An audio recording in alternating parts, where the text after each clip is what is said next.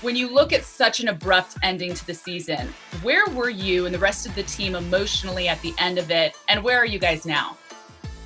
Yeah, that was definitely abrupt. I think we were all just coming off of a big loss in the WCC tournament, and we just knew that we had a chance to restart going into the NCAA tournament. And so we were all just moving past that and ready to, kind of redeem ourselves in that way. And then it just kind of got shut down pretty abruptly. Jenn, where do you guys feel like you are right now from such a difficult loss, difficult end of the season, and then just trying to get focused for this season? Yeah, I mean, this preseason hasn't been easy, and it's not anything close to what it normally looks like, but we're just using what happened to us last year as motivation. I think we're all super excited to get back out in the court and just kind of, like Jill said, redeem ourselves going into this season, so we're looking forward to our upcoming games. Because you guys have a strong group that's returning, Jill, when you look at kind of this core and the nucleus of the team, what has been the message to some of the younger players?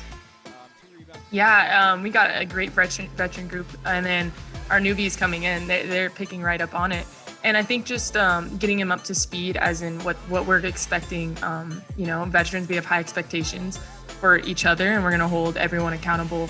Whether that be going 110% every day in practice, lifting the heaviest you can in the weight room, or just being there for your teammates as a leader or just a good teammate. And so we've just been catching them up on speed in that way, and, just bringing the core of the group together. Coach, I know when you suffer a loss like you do, what's your focus this offseason? What are you really trying to hammer down on? There's some areas we need to clean up. We have this team that hasn't really, on paper, we look really good, but we haven't really done anything yet as a collective group.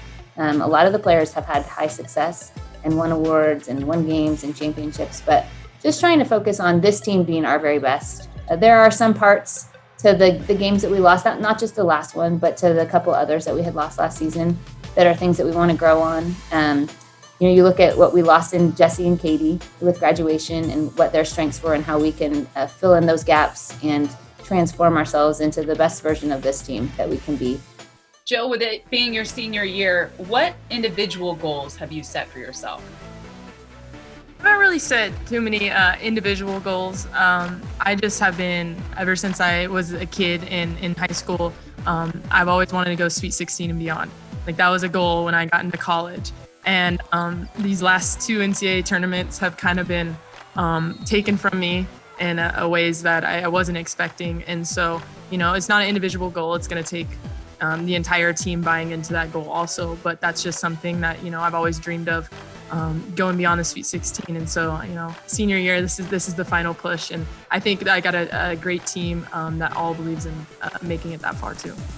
This year, I'm just kind of trying to narrow my focus on being as versatile as I can be and score wherever I am on the court, but also being someone who helps facilitate team baskets and kind of influence that with my presence on the court. So whether it's me scoring or a teammate, I want to help the team the best way that I can.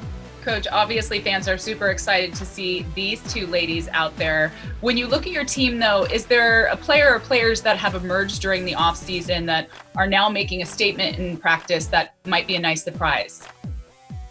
Any given day, there's any given player. I would say that Townie and Jenn are playing with a lot of confidence right now, which is great to see. And then I mentioned this earlier, and it's not to slight anyone, but the Trongs look like they're different. They're differently confident. Kaylee obviously started the end of our season last year, but her sister Lynn had varying minutes here and there, and she has been playing great in practice. She's been healthy so far. We've had some people with this ache and that pain here and there, but Lynn's been able to go every day, and she's shooting the ball really well.